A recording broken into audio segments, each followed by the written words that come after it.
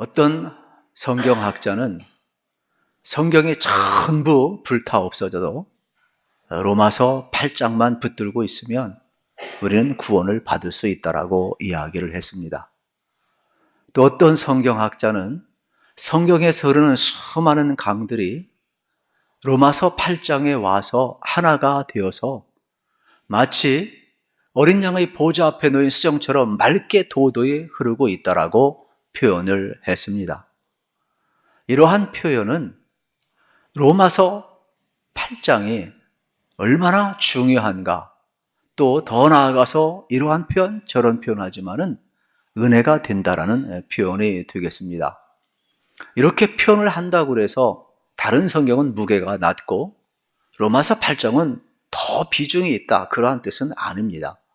신구약 성경은 전부 다 하나님의 말씀이기 때문에 중함을 논할 수는 없을 것입니다. 다만 성령 안에서 얼마나 큰 은혜를 우리에게 주고 있는가를 이렇게 표현하는 내용이 되겠습니다. 저는 개인적으로 로마서 8장을 묵상하면서 많은 은혜를 받습니다. 때론 이 말씀을 암송하기도 하고, 때론 이 말씀을 붙들고 씨름하기도 하고, 여기에서 내 인생의 전환점이 얼마나 이루어지는지 모릅니다.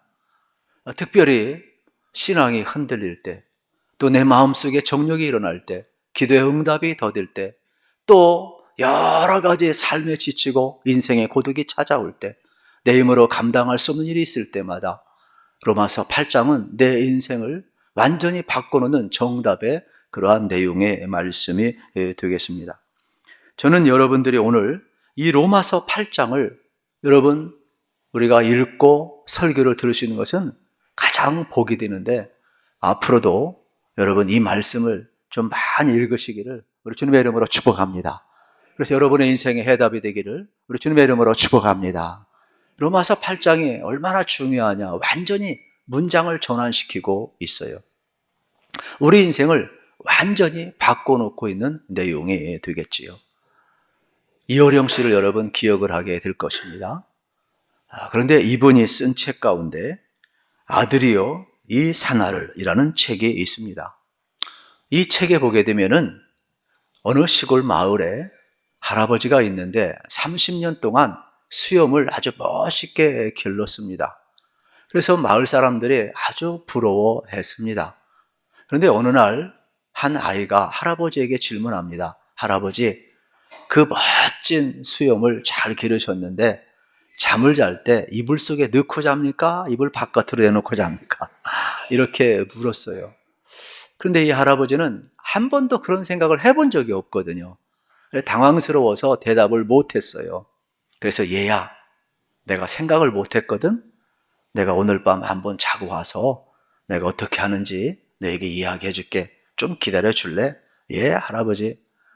집에 돌아와서 이 할아버지가 잠을 자는데 너무나 30년 동안 곱게 기른 수염이기 때문에 한번 이불 속에 집어넣고 잡았어요. 그런데 너무 깝깝해요. 그래가지고 할 수 없이 이불 밖으로 내놓았어요. 그런데 어딘가 모르게 이상해요. 왜 다시금 이불 속에 집어넣었어요? 근데 또 깝깝해요. 또 밖으로 빼냈어요. 근데 어딘지 모르게 이상해요. 밤새 씨름했어요. 밤새 씨름했어요. 30년 동안 수염을 길렀지만 진짜 이불 밖에 놓고 자는지 이불 안에 놓고 자는지 위치를 몰랐던 거예요. 이거는 우리 그리스도인들이 예수를 믿는데 예수님 안에 살고 있는지, 예수님 밖에 살고 있는지 자기 위치를 모르는 상태를 이야기를 하는 거예요. 진리 안에 살고 있는지, 진리 밖에 살고 있는지 우리를 모르고 있는 것이죠. 이거를 비유한 내용의 말씀이 되겠습니다. 오늘 제목을 기억하되요. 여러분, 예수 안에 있는 사람, 제가 묻고 싶어요. 여러분들은 예수님 안에 있습니까? 아멘. 할렐루야. 아멘. 그럼 예수님 안에 있는 사람은 어떠한 사람일까요? 예수님 안에 있는 사람은 성령님의 역사로 예수 그리스도를 하나님의 아들이시며 만유의 유일하신 구원자로 알고 믿고 나의 생명의 구조로 영접하고 연합하여 그의 은혜 아래에 있는 사람이에요. 한마디로 이야기하면 예수님이 내 안에 있는 사람이에요. 여러분 안에 예수님이 계심을 믿으시기를 축복합니다. 세상에는 혼자 할 수 없는 것이 둘 있어요. 하나는 결혼이에요. 결혼은 혼자 할 수 없어요. 또 하나는 크리스찬이 되는 거예요. 여러분, 우리 크리스찬이 된다는 것은 예수님과 함께하는 사람. 놀랍도록 여러분, 예수님이 내 안에 거하실 때 우리는 크리스찬이 될 수가 있습니다. 그런데 예수님이 내 안에 어떻게 거합니까? 성령이 오실 때 가능하다고 그랬습니다. 그래서 성령님은 우리 안에 오셔서 예수님을 머물게 하고 있는 것이죠. 그래서 이게 신비한 연합을 이루게 되는 겁니다. 저와 여러분이 오늘 예수님 안에 거하시기를 우리 주님의 이름으로 축복합니다. 로마서 8장은 이것을 이야기하는 겁니다. 그래서 1절에 보면 그러므로라는 접속사가 있습니다. 이 그러므로라는 접속사는 1장부터 7장의 인간은 죄인이라는 겁니다. 그런데 이 전한 문장, 예수님이 오셔서 이 죄 문제를 해결했다라는 겁니다. 그러므로 이제는 그리스도 예수 안에 있는 자에게는 죄로부터 사망으로부터 벗어났다라는 겁니다. 자유자가 되었다라는 거예요. 완전히 전한 문장이 되겠지요. 우리는 앞부분에 있는 복음을 확인할 필요가 있습니다. 로마서 3장 24절에 보면 이렇게 복음을 설명을 합니다. 그리스도 예수 안에 있는 성령으로 말미암아 하나님의 은혜로 값없이 의롭다 하심을 얻은 자 되었느니라. 또 로마서 5장 1절에도 이렇게 복음을 설명합니다. 그러므로 우리가 믿음으로 의롭다 하심을 받았으니 우리 주 예수 그리스도로 말미암아 하나님과 화평을 누리자 그랬습니다. 여러분, 복음은 딴 것이 아닙니다. 로마서 1장부터 7장은 우린 율법의 요구를 받았지만은 우린 율법을 다 지킬 수가 없었습니다. 우린 다 죄인인 것입니다. 그런데 예수님이 오심으로 말미암아 십자가에서 우리의 모든 죄를 다 담당하심으로 우리의 죄를 담당해 주셨습니다. 율법의 요구를 이루어 놓으신 것입니다. 그러므로 우리는 그리스도 안에서 죄와 사망의 법에서 벗어났다라고 이야기를 하는 겁니다. 그래서 이 그러므로라는 여러분 접속사는 로마서 1장부터 7장까지 인간은 죄인이요 율법의 요구를 다 이룰 수 없는 죄인임을 이야기하는 겁니다. 그런데 예수님 오셔서 어떻게 됩니까? 선제적으로 우리의 모든 죄를 다 담당하시고 율법의 요구를 이루시고 완성하셨다라는 겁니다. 그래서 우리는 그리스도 안에서 자유자가 되었다라고 이야기하고 있음을 발견해주고 있음을 보게 되는 겁니다. 오늘 우리가 예수님 안에 있다. 얼마나 귀한지 모릅니다. 우리는 믿어야 합니다. 예수님 안에 있는 사람은 여러분 어떻습니까? 결코 고소를 당한다 할지라도 여러분 마귀가 참소를 한다 할지라도 우리는 예수님 안에서 자유하고 우리는 예수님 안에서 구원받고 구원이라는 것은 딴 것이 아닙니다. 구원이라는 것은 내 힘으로 할 수 없다라는 것이 구원입니다. 로마서 1장부터 7장은 이걸 이야기합니다. 인간은 죄의 문제를 스스로 해결할 수 없습니다.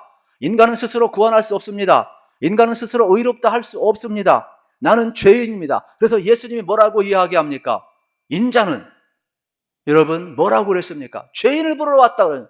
스스로 할 수 있다는 의를 부러운 것이 아닙니다. 구원이라는 것은 나는 죄인입니다. 고백하는 자가 예수님을 필요로 하고 예수님을 필요로 하는 자가 여러분 어떻습니까? 예수님을 통하여 죄와 사망의 법에서 벗어나는 것입니다. 그러므로 여러분 기억하십시오. 마귀는 끊임없이 여러분을 참소할 것입니다. 그런데 여러분 뭐라고 이야기합니까? 예수님은 이야기를 합니다. 내가 내 모든 죄를 다 담당했노라. 나도 너를 정죄하지 않노라. 여러분 우리는 기억을 해야 합니다. 그래서 예수 안에 있는 자에게는 결코 정죄함이 없다 그랬습니다. 예수님이 정죄하지 않는데 여러분 어떻게 되겠습니까?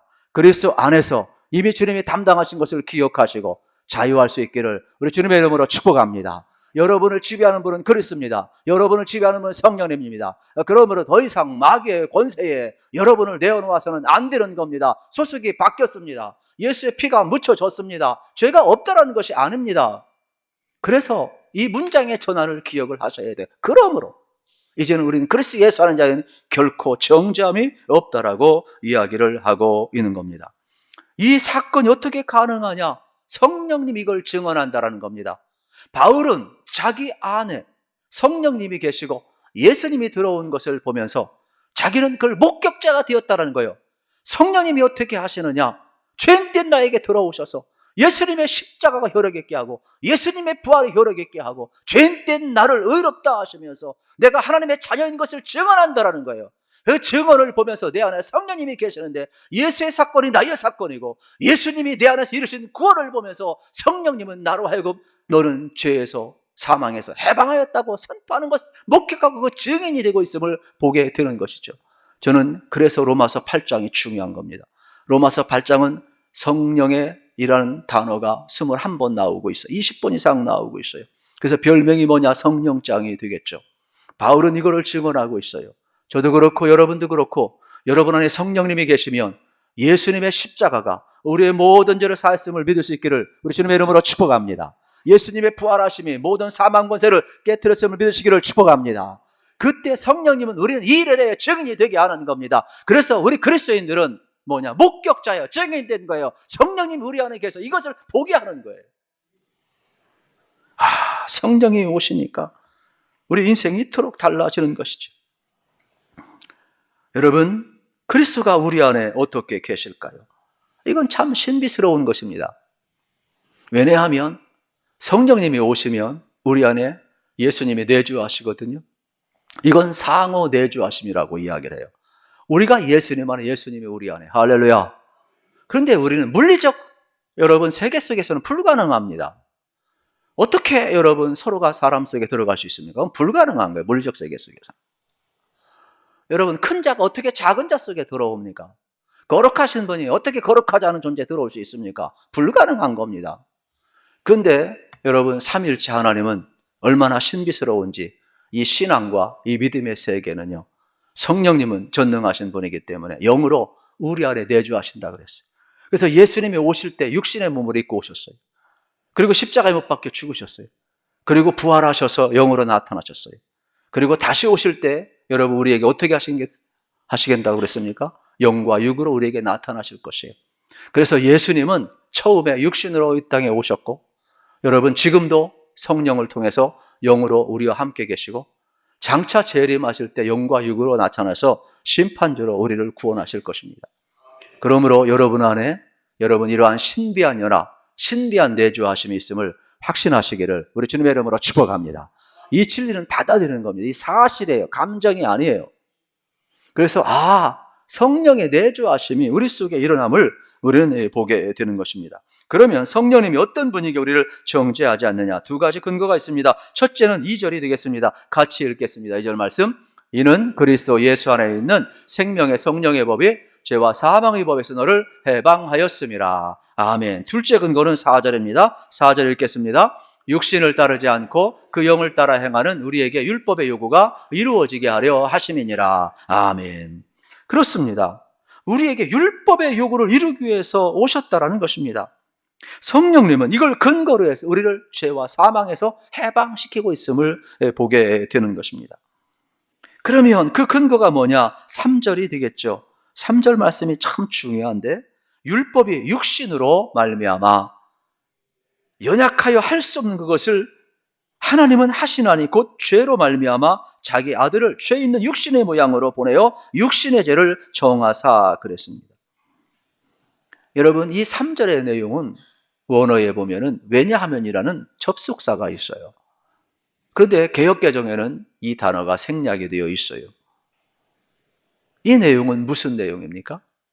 로마서 1장부터 7장까지 율법의 요구를 우리는 다 지킬 수가 없어요. 그런데 예수님이 오셔서 어떻습니까? 이 율법의 요구를 다 이루셨어요. 완성하셨어요. 그래서 죄와 사망의 수를 벗어나게 했다라는 겁니다. 그러므로 이제는 성령님은 뭘 증언하느냐? 우리는 죄와 사망의 법에서 자유하게 되었다라고 선포하는 내용이 되겠죠. 더 구체적으로 이야기를 하면 3절 말씀은 2절과 4절의 근거가 된다는 말씀이 되겠습니다. 그러면 로마서 1장부터 7장까지는 율법의 요구를 이야기하는 거예요. 율법은 선한 거예요. 하나님의 말씀이에요. 그런데 우리는 스스로 그걸 지킬 수가 없어요. 나의 여호와 거룩하니 너희도 거룩하라. 여러분 스스로 거룩할 수가 없고 스스로 의를 지킬 수가 없어요. 그래서 하나님은 이 율법의 요구가 무리한 것을 아셨어요. 그래서 어떻게 합니까? 하나님이 친히 오셔요. 독생자를 보내주셔요. 예수님을 보내서 어떻습니까? 십자가에서 율법을 완성시켜요. 죄의 삭은 사망임을. 여러분, 우리가 죄로 인하여 우린 육체는 이미 죽은 자들이에요. 그렇기 때문에 예수님이 율법의 요구를 십자가에서 이루신 거예요. 더 놀라운 사실은 하나님께서 예수님을 통하여 이 모든 것을 이루고 있다는 사실이 되겠습니다. 그러면서 성령님은 예수님이 이루신 그 십자가와 부활의 사건이 우리를 위한 사건임을 증언하고 있고 가르쳐주고 있다는 사실이 되겠죠. 그래서 성령님이 우리 안에 임하게 되면은 우리 안에 예수님이 계시고 예수님을 통하여서 우리의 율법의 요구를 이룬 자로 여겨주신다는 거예요. 예수님을 통하여서 우리가 할 수 없는 구원을 이뤘다고 우리에게 증언해 주시는 거예요. 예수님을 통하여서 죄와 사망의 법에서 자유한 것을 깨우쳐주고 있는 것이 성령님이 되겠죠. 그러므로 성령님이 아니고서는 우리는 죄와 사망의 법에서 자유할 수가 없어요. 그러나 성령님이 여러분 안에 계시면 예수님이 이루은 십자가가 나의 사건임을 믿게 될 줄로 믿습니다. 예수님의 부활의 권능이 여러분에게 임하게 됨을 성령님은 증언하고 있다는 거예요. 그런데 로마서 8장 2절과 6장 6절의 차이점이 무엇일까 생각을 해보게 됩니다. 로마서 6장 6절에 보면은 이렇게 나와 있습니다. 우리가 알거니와 우리의 옛사람 예수와 함께 십자가에 못 박힌 것은 죄의 몸이 주고 다시는 우리가 죄에게 종노릇 하지 아니하려 하면이 말씀하고 있어요. 그런데 오늘 본문 2절에는 뭐라고 이야기를 합니까? 이는 그리스도 예수 안에 있는 생명의 성령의 법이 죄와 사망의 법에서 너를 해방하였음이라 이야기를 하고 있는 겁니다. 그러면 이 내용이 뭐냐? 6장에 있는 내용은 근거고 여러분 8장에 있는 내용은 적용이 되겠습니다. 로마서 1장부터 7장까지는 율법의 요구를 이룰 수가 없어요. 스스로 의로운 자가 없어요. 인간은 다 죄인이에요. 그런데 예수님이 오셔서 판결문을 쓰셨어요. 그게 십자가와 그게 부활이에요. 그걸 들고서 형무소 수행 역할을 하는 게 누구냐? 성령님이에요. 봐라. 하나님이 너를 정죄하지 않는다. 봐라. 예수님이 모든 죄를 다 담당하셨다. 보아라. 그러므로 너는 죄와 사망에서 자유하였고 이제는 생명의 법, 성령의 법을 따라 살아가는 자유인이라고 풀어주는 것이죠. 그래서 로마서 8장은 성령장이 되겠습니다. 물론 시간적인 차이가 있어요. 예수님이 십자가에 못 박히신 것은 2000년 전 사건이에요. 우리는 그때 태어나지 않았어요. 그런데 여러분, 하나님은 어떻게 이야기해요? 예수의 사건 속에 우리의 사건을 묶어놓고 있어요. 그러면서 예수님을 통하여서 여러분, 우리를 향한 그 구원을 성령님이 증언해내고 있는데 우리가 누군가를 통하여 예수를 영접했어요. 예수를 영접했을 때 성령님이 우리 안에 계신 거예요. 성령님이 우리 안에 계시다라는 것은 예수님이 이루신 사건이 너의 사건이다. 예수님이 이루신 구원이 너를 향한 구원이다. 이걸 믿음으로 받아들인 자에게 의롭다 하시고 여러분 성령님이 이걸 증언하면서 우리에게 자유를 선포하고 있는 내용이 로마서 8장의 내용이라 이러한 말씀이 되겠습니다. 저는 이와 같은 은혜가 바울에게만 임한 것이 아니라 여러분에게도 다시 한번 충만히 임하기를 우리 주님의 이름으로 축복합니다. 예수님의 몸값으로 핏값으로 우리를 자유케 했다라는 겁니다. 이것을 성령이 증언하고 있는 거예요.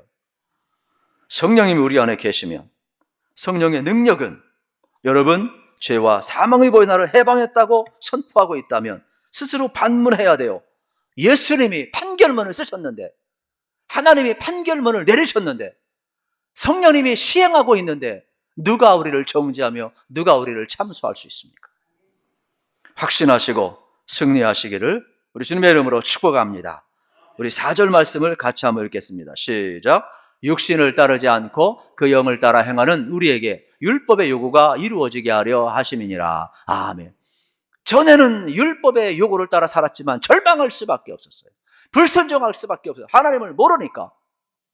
그러나 이제는 그리스도 안에서 성령님이 임하고 그리스도 안에 계시는 그 의, 죄 사함과 생명 여러분 법이 우리 가운데 임하였기 때문에 이제는 성령을 따라 살 수 있다는 것입니다. 그러므로 전에는 거룩한 삶에 이르지 못했지만은 이제는 성령을 따라 거룩한 삶에 이룰 수 있다라는 겁니다. 전에는 율법의 욕을 이룰 수 없었지만은 이제는 하나님의 도우심으로 성령을 따라서 얼마든지 율법의 욕을 이루면서 살아갈 수 있는 거룩한 하나님의 백성이 될 수 있다라고 이야기를 하는 거예요. 그래서 우리 그리스도인들은 육을 따라 살지 아니하고 영을 따라 사는 존재라고 이야기를 하는 것입니다. 하나님의 은혜가 여러분 안에 거하고 있음을 꼭 믿으시기를 우리 주님의 이름으로 축복합니다. 그래서 이 신비한 연합을 늘 이야기하는 거예요. 요한복음에 이게 되게 많아요. 제가 로마서 강해를 하기 때문에 시간상 제가 생략을 합니다만은 나는 포도나무, 너희는 가지라. 가지가 나무에 붙어있으면 저절로 열매를 맺는다 그랬어요. 내 안에, 네가 내 안에. 여러분 항상 거하는 것, 이 신비한 연합을 끊임없이 이야기를 하고 있어요. 여러분도 마찬가지예요. 여러분의 예수님이 계시니까 예수님을 따라 살아가시기를 축복합니다. 여러분의 성령님이 계시니까 성령을 따라 살아가시기를 축복합니다. 그렇다면 여러분들이 다음 주에 와서 어떤 고백을 해야 되겠어요? 성령을 따라 살았으면, 예수님을 따라 살았으면 맨날 죄만 짓고 왔습니다. 맨날 참여하게 해야 되겠습니까? 그러면 안 되죠. 그러니까 참여 기도를 할 때에도 잘 언어를 선택을 해야 돼요. 예수님 안에 있는 어떻게 맨날 죄만 짓습니까? 성령님 안에 있는 어떻게 맨날 죄만 짓습니까? 그래서 우리의 위치를 정확히 하고 살아가야 돼요. 여러분, 우리는 기억을 해야 돼요. 마귀는 끊임없이 참수할 거예요. 여러분 가정에서 참수할 것이고, 직장에서 참수할 것이고, 사회 속에서 참수하실 것이고. 그때 여러분 기억을 해야 돼요. 우리의 피난처는 어디냐? 예수밖에 없어요. 예수님 안에 있는 참호 속에 뛰어들기를 축복합니다. 예수님 안에 있다가 예수님 안으로 와야지. 예수님 밖에 있다가 여러분 교회 안으로 와서 맨날 죽을 죄만 졌다고 참여해서야 되겠습니까? 성령님은 죄성 있는 우리를 이기게 하시고 우리가 할 수 없는 것을 하게 하시면서 은혜 아래 살게 하심을 여러분 믿으셔야 돼요. 그래서 저는 여러분들의 한 주간도 진짜 예수님 안에 살아가시기를 우리 주님의 이름으로 축복합니다. 성령님을 따라 살아가는 것이 우리의 삶이 되어야 되겠습니다. 오늘 1절 말씀을 우리 같이 한번 읽어보도록 하겠습니다. 1절 시작. 그러므로 이제 그리스도 예수 안에 있는 자에게는 결코 정죄함이 없나니. 아멘. 여러분 기억하셔야 돼요. 이 엔크리스토, 그리스도 안에 있는 것, 예수 안에 있는 것, 신비한 연합인 것입니다. 그러므로 예수 안에 있는 사람은 예수의 생각으로 충만할 줄로 믿습니다. 여러분 예수 안에 있는 사람 예수님의 마음으로 충만할 줄로 믿습니다. 그러면 우리는 예수 밖에 있었을 때에는 우리의 포지션이 애매하기 때문에 세상 지향적이었어요. 자기 중심적이었어요. 그러나 그리스도 안에 있는 사람은 하나님 중심이에요. 하나님 나라 중심이에요. 말씀 중심이에요. 은혜 중심이에요. 성령을 따라 살아갈 수밖에 없어요. 그래서 어떻게 하면 하나님을 기쁘시게 할까? 삶의 방향과 초점이 바뀌게 되는 것 아니겠습니까? 이거를 바울이 경험한 어느 때 성령님이 오시니까. 그래서 내 안에 성령님이 오시고 내 안에 예수님이 들어오셨으니까 이제는 우리 안에 누가 있음을 믿어야 됩니까? 예수님이 계심을 믿으시기를 축복합니다. 이거 믿음의 신비입니다. 이 삼위일체 하나님의 신비인 것입니다. 그러면 하나님이 어떻게 하시는가? 그걸 집행하는 분이 성령님이에요. 그래서 성령님이 이걸 증언해요. 예수의 사건은 나의 사건이라는 거예요. 예수의 십자가의 사건은 나의 사건이라는 거예요. 예수의 부활 사건은 나의 사건이라는 거예요. 이기적이고 욕망적이고 지상에 있는 모든 걸 추구하는 우리를 어떻게 됩니까? 예수 중심으로 바꾸는 거예요. 이타적으로 바꾸는 거예요. 하늘의 가치로 바꾸는 거예요. 성령의 사람으로 바꾸는 거예요. 육의 사람을 영의 사람으로 바꾸는 거예요. 그래서 성령이 와서 이걸 증언할 때 아하, 나는 결코 그리스도 안에 있는 자는 더 이상 마귀가 지배하지 않는구나. 죄와 사망의 법이 지배하지 않는구나. 그래서 우리는 구원받을 때 영원한 구원을 받은 사람들이에요. 우리는 이 땅에 살고 있지만 영원을 사는 사람들이에요. 누구 안에서? 예수님 안에서. 그러므로 이제 죄와 사망의 법에서 너를 해방하였고 이제는 생명의 법, 성령의 법이 너를 자유케 하심을 믿으시기를 우리 주님의 이름으로 축복합니다.